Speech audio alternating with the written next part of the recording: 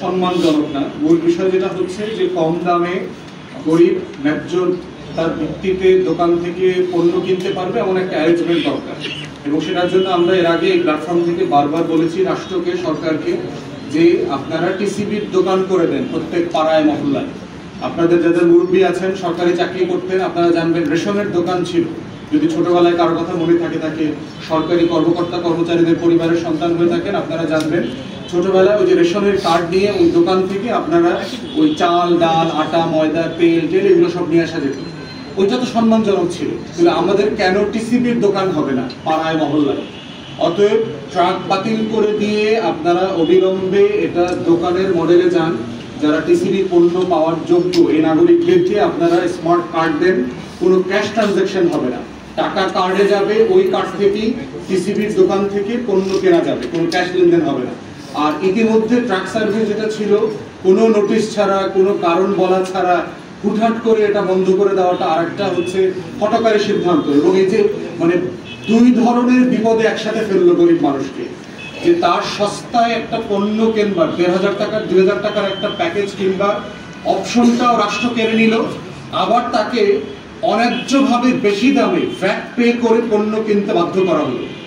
তাহলে গরিব মানুষকে সে দুই পাশ থেকে গলা চাপা দিচ্ছে। এইটা তো গণ অভ্যুত্থানের স্পিরিট হতে পারে না।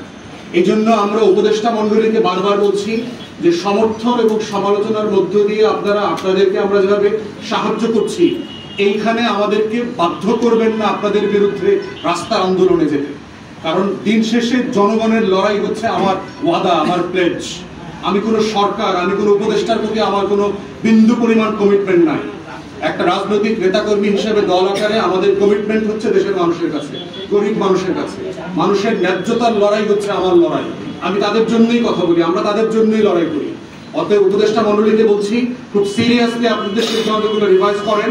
ভুল সিদ্ধান্ত, বাড়াবাড়ি এবং বাকাওয়াজ, আপনারা সমাজ বিচ্ছিন্ন যে সকল সিদ্ধান্ত নিচ্ছেন সেগুলো থেকে বের হয়ে আসেন।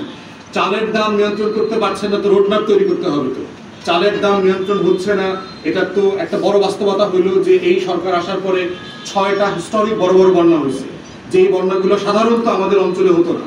আপনারা দেখেছেন কুমিল্লা অঞ্চলে, যে ব্রাহ্মণবাড়ি অঞ্চলে যে বন্যা হয়েছে, নোয়াখালী, লক্ষ্মীপুর, ফেনীতে, আমাদের ৩০-৪০ বছরে এই ধরনের বন্যা হয় নাই। মুমিনশাহী, শেরপুর, নেত্রকোনায় যে বন্যা হয়েছে, ৩০-৪০ বছরে এই ধরনের বন্যা হয়নি। তো আপনি ন্যায্যতার ভিত্তিতে কারণ বলবেন, এবং উপদেষ্টার জায়গা থেকে আপনাদের দায়িত্ব হচ্ছে বিকল্প, অল্টারনেটটা বলা, যে এটা আমার সংকট, আমি এটা এইভাবে মেকআপ করবার চেষ্টা করছি। আমার চালের সংকট আছে, এই দেশ থেকে আমি কিনবার চেষ্টা করছি। আমার প্রোডাকশনে ঘাটতি আছে, এইভাবে কৃষি মন্ত্রণালয়ের মাধ্যমে, কৃষকদের মাধ্যমে আমি প্রোডাকশন বৃদ্ধি করছি।